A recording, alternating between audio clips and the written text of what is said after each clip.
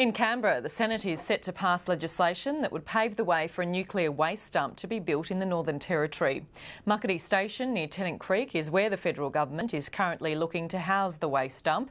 Country Liberals Senator Nigel Scullion strongly opposed the dump, but has now struck a deal which would see $10 million given to the Territory to house nuclear waste. I spoke to Senator Scullion earlier. Senator Nigel Scullion, welcome to the program. Hi, Louisa. We'll get to Muckaty Station shortly, but first, viewers have just heard about the benefits the National Broadband Network could bring to the Territory. What do you believe the NBN means for the people here? Well, it's well overdue. In fact, it's actually 18 months overdue. This announcement's already been made. It should have been here 18 months ago. But it's very important. Broadband can help our lives, there's no doubt about that. But this certainly could have been delivered far more efficiently at a much better price. Do you see it will assist people in remote and regional Australia access services and develop a better economy?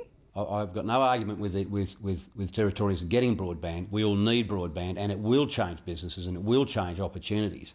But sadly, if Labor had simply accepted the Opal proposal in 2008, then you would already have high-speed broadband at a fraction of the price that they're going to offer it, and we would have already had it. Moving to the issue of Muckaty Station, 5 years ago you strongly opposed a nuclear waste dump being built in the Territory and said it wouldn't happen on my watch. You're now going to support legislation that paves the way for a waste dump to be built here in the Territory. What's changed your mind?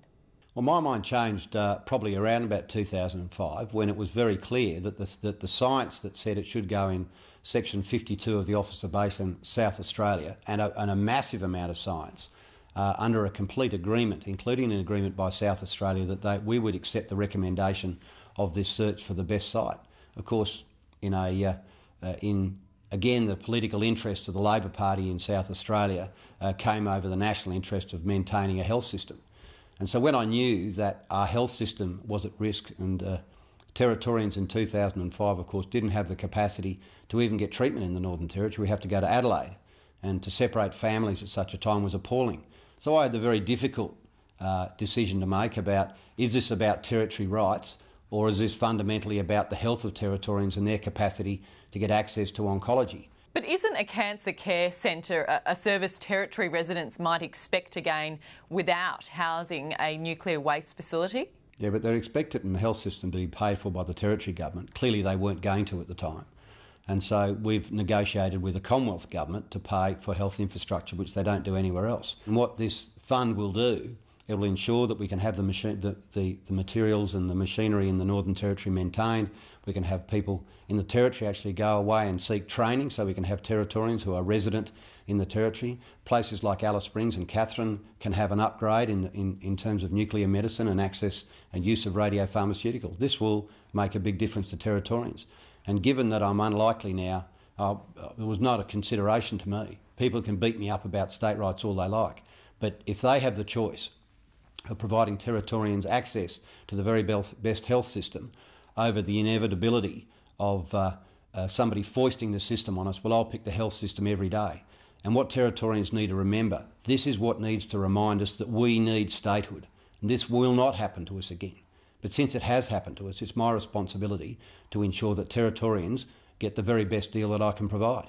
The Chief Minister, Paul Henderson, has described this $10 million deal as a bone to get the Territory to roll over and labelled it offensive.